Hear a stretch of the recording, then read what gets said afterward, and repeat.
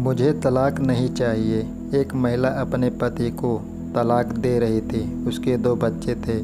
महिला के वकील ने सारी तैयारी कर रखी थी, बस पति के साइन बाकी थे। पति ने वकील से एक अनुरोध करते हुए कहा, मुझे पता है कि अब मैं अपनी पत्नी और बच्चों से जीवन भर के लिए दूर होने जा रहा हूँ। मेरी एक गुजारिश है कि मेरी पत्नी से कहो कि मैं अपनी पत्नी और बच्चों के साथ आखिरी कुछ घंटे बिताना चाहता हूँ। वह बच्चों को कल कोर्ट में ले आए, वहाँ से मैं उन्हें अपने साथ ले जाऊँगा। उसके बाद में आकर हस्ताक्षर कर दूँगा। सुबह उसकी पत्नी और बच्चे कोर्ट में आ गए। पति ने अपनी पत्नी और बच्चों को कार में बिठाया और उन्हें घुमाने ले गया। बच्चे कभी माँ से लिपटकर प्यार करते तो कभी पापा से लिपट जाते, कभी आइसक्रीम खाने की जिद करते तो कभी पार्क में जाने की जिद करते।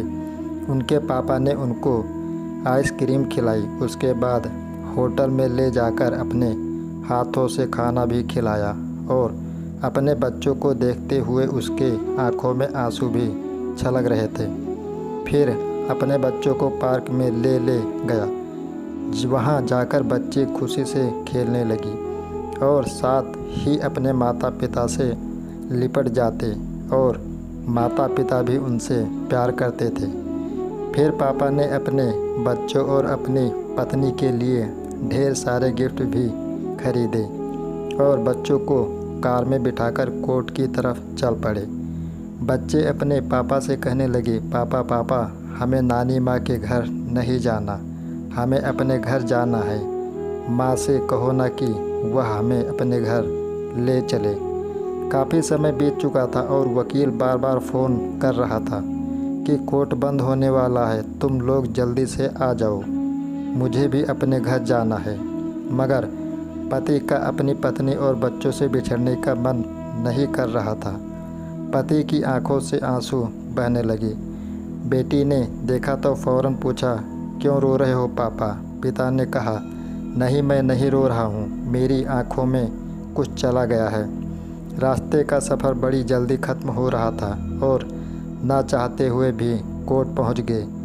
बच्चों ने कहा, हम कहाँ जा रहे हैं? यह हमारा घर नहीं है, हमें अपने घर जाना है, और रोना शुरू कर दिया। पिता ने अपने आंसुओं को रोकते हुए दबी आवाज़ में कहा, बेटा अभी चले जाएंगे घर, बस यहाँ थोड़ा सा काम है।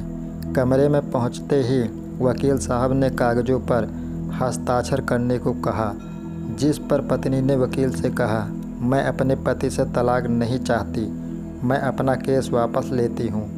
इसके बाद पत्नी और पति दोनों एक दूसरे से माफ़ी मांगी कि वे दोनों अपनी अपनी जिद की वजह से अपना घर बर्बाद करने चले थे और साथ ही अपने बच्चों की ज़िंदगी भी।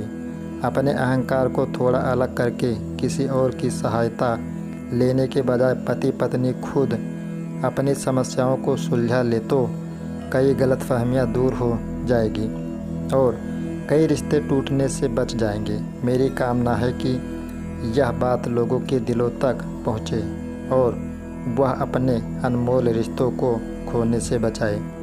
मालिक हम सबको सही निर्णय लेने की क्षमता प्रदान करे और हमें रिश्ते जोड़ने रखने वालों में से बनाए, न कि रिश्ते तोड़ने वालों में से।